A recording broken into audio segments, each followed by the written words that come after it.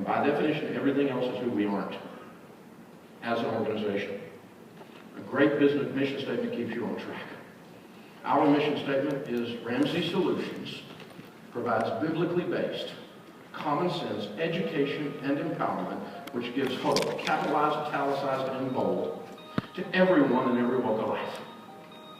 And so we teach in the leadership space under that guideline. We teach in the financial space under that guideline. We teach in the parenting space under that guideline. We've got some stuff coming in the marriage space under that guideline. Self-improvement space under that guideline. Maybe even someday stuff like physical fitness under that guideline. Everything falls under that, but it does not mean we go build apartments.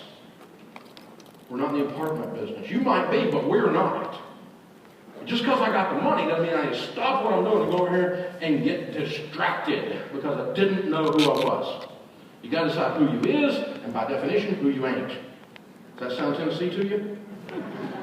That's what you need to decide. You need to make a call on that. This is who you are, who we are. By the way, everyone in our building understands that. You have to memorize that in the first 90 days because you're in the hope business if you work for us. Hope is the core of that mission statement. When you're in our shipping department, you don't ship books. You ship hope. The words printed on that book might save that guy's marriage that you're shipping it to. The words printed on that book might stop a suicide that you're shipping it to. The words printed on that book might make somebody believe again, who quit believing. That's what you're doing. When you pick up that book and put it in that envelope, you better handle that hope with care. If you think you're just shipping books, we don't need you. We're on a crusade. A little different shipping department, would you guess? They actually care. And if they don't, we've helped them find somewhere else to work. Because this is who we are. We've defined it clearly. And then out of your mission statement, you set your goals. Now, we've all been to goal-setting lessons. A lot of you have been to goal-setting lessons. You've taught this stuff, some of you. Some of you, it's the first time to see it. Let me give you a hint about the next few minutes. If you've seen this stuff, there's two things I want you to get out of it when I'm covering it. Because I've seen it since I was 14 years old. Daddy drove me to Zig Ziglar when I was 14. He was in the real estate business. He drove me all these motivational things and all this sales stuff and all that stuff. So I've been doing this kind of stuff my whole life. I love it. I eat it. But I mean, I always just assume everybody knows this stuff. But everybody does. So number one, I want you to take this as a tune-up for you if you've seen it before. Don't go, I don't know all that. You don't know all that. You need a tune-up. You need a refresher because there's one or two pieces of this you're not doing. Number two, I want you to take it back. And this next portion is something you teach when you get back. You walk it through with your team. I taught this the other day. I teach it at least once a year to our team. Just to teach them personally, because this is the kind of people I want on our team. I want them doing this personally. And a kid 38 years old who is one of our, he's just brilliant. And it's cool when I'm 54, so somebody's 38 is a kid. That's neat. But this guy, young guy, comes up. He's smart as a whip, got a master's degree in finance. Comes up to the stage when I'm finished talking. I do a staff meeting with all 500 of our folks every Monday morning. I was teaching it during that time. He comes up and he goes, hey man, I got my MBA. I got all these things. He said, I've never seen that. That's life-changing material. And I'm like, how do you get to 38 years? But people don't see it. A lot of people haven't. Some of you haven't seen it. That's okay. But some of your team haven't seen it for sure.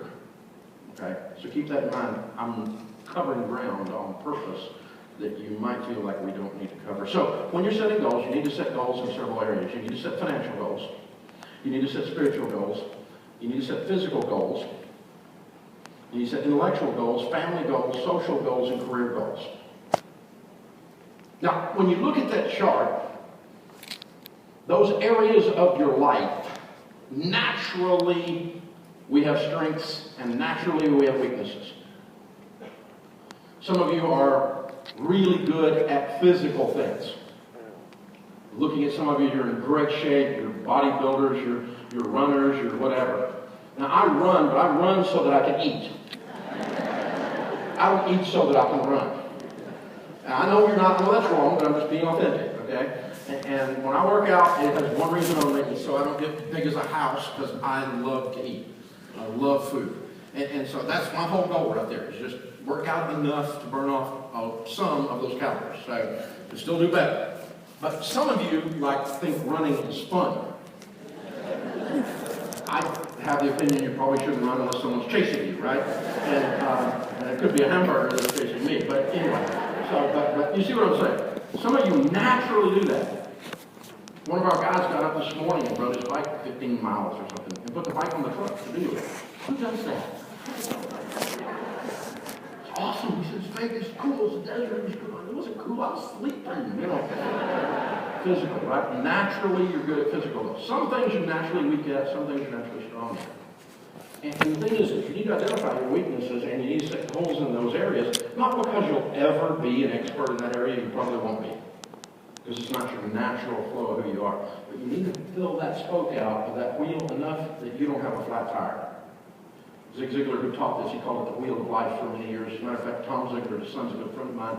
Zig was a friend of mine before he passed. And we provided at Ramsey Solutions the financial spoke when Ziglar was in the Ziglar materials. When they're teaching the different spokes of this. Ramsey Solutions provided our financial stuff to fit in there. So, you know, and Zig used to say that if you have one area of a tire that is not filled out like the other areas, or one area of a wheel that the spoke is shorter than the others, you have what's known as a flat tire, which gives you two things: lots of noise, boom, boom, boom, boom, boom, and lots of friction, and lots of heat.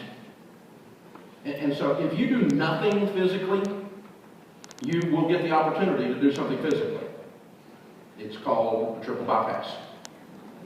And then we'll remove the biscuits from your veins, right? So you will do these things. It's just a matter of whether you will choose to do them or not. It's like you will change the oil in your car or you will change the engine in your car. It's the same kind of thing. And so you need to look at these areas and you've got to address them all, and I do too. Now I have natural strengths on here, natural weaknesses. My natural strengths are career and financial. I've been working, cutting grass when I was 12 years old, my whole life. My dad was an entrepreneur. I've always been able to do something and always been able to make money and always been able to keep it. I'm not broke. And I had to start completely over. I had to learn that lesson. But the financial, I've always been able to, I get money, I get math. It naturally happens. You listen to me on the radio, 98% of those calculations I'm doing in my head. Not because I'm a genius, it's just like fun for me. It's sick, I know. But you know, I just, that kind of stuff is easy for me. And I take a lot of calls if y'all listen to the radio, and there's a lot of people that are hurting and they've done really stupid things, like I've done some stupid things, and I'm really compassionate most of the time until they don't listen, and then I get mean, but for their sake. But I start out nice, you know, and I can connect to anybody that's done any kind of stupid thing. I'm not, you know, some guy calls up and he goes, man, I've been drinking for 16 years, I've been dry for 30 days. I'm like, man, that's cool, I'm with you. Let's go, brother. You know, stay in 12-step, keep doing it. I'm with you. I'll go right there with you. I don't understand it. I've not had that problem, but I can connect with that one. I get stupidity. I understand broken people. I am one, right? And so I get all of that. I'll tell you the truth, though. One call I get, I have to fake it. I'm a complete hypocrite, though. I have to fake it. The guy that calls me up and he goes, well, I've got these financial, what's wrong with your financial, what's your income? Well, I haven't got a job. Okay. How long have you not been working? I haven't been working for 9 months. I just don't understand that.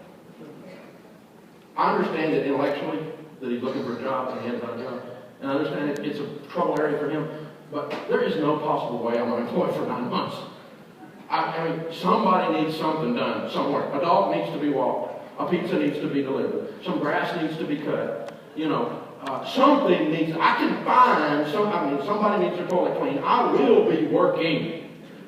I do not understand. I don't get that. When you're sitting on your couch watching Oprah for 9 months, I mean, I try to be nice, and it just, you know.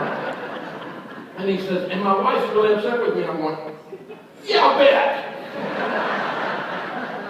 You know, one guy called up, we have a 10-second delay, right, in case people cuss and carry on. And one guy called up and he says, my wife says she won't have sex with me if I don't make at least $600 a month. What do you think about that?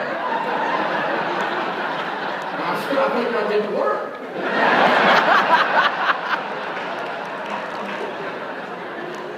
He said, I can't find any work. And I said, well, how long have you been trying to find work? I've been out of work for 9 months. He said, really? I said, have you got a window near you where you're standing right now? What? I said, is there a window near you where you're standing right now on the phone? Yes. Look out. Okay. Do you see grass? Yes.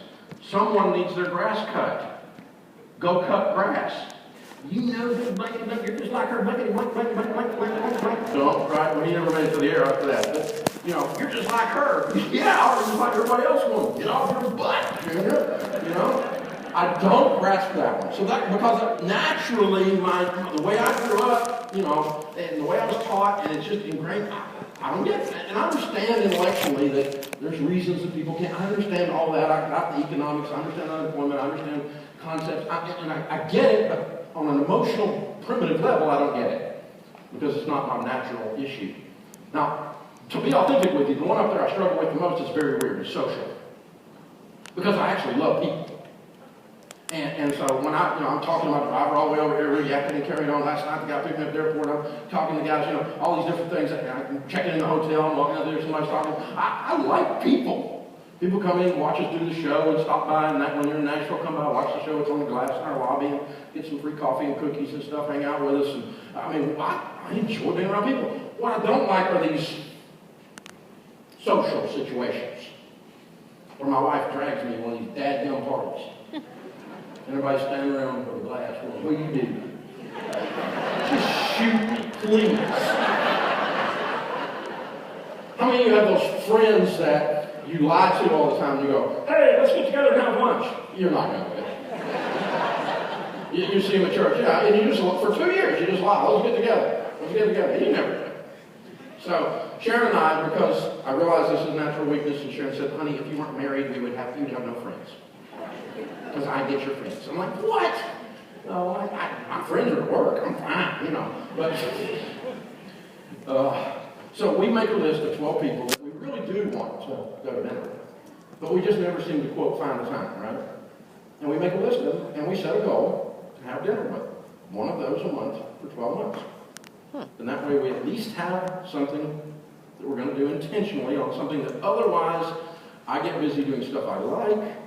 I actually like that when I get there and do it, but it's not something I naturally gravitate to. I'm not a social butterfly.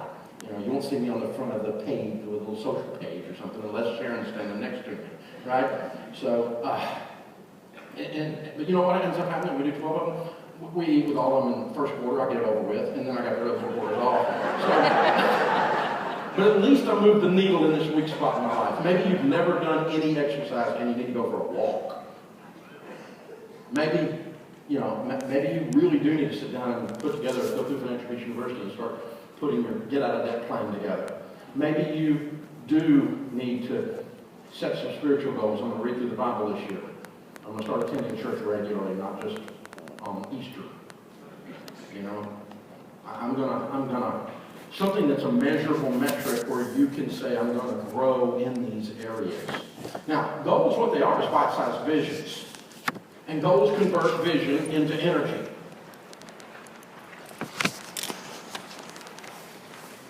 Watch when leadership enters the goal space, what can happen to a goal. It can shift and become bigger and better. Watch this. Mr. Warren, what is it you want out of this basketball season? Win that state championship, sir. Well, who won the state basketball championship last season, huh? How would I know, sir? Does anybody know? Okay. I have 4 seniors on this team. Junior, Lyle, Kenyon, and Wayne. All of whom I think can play basketball at the college level. College.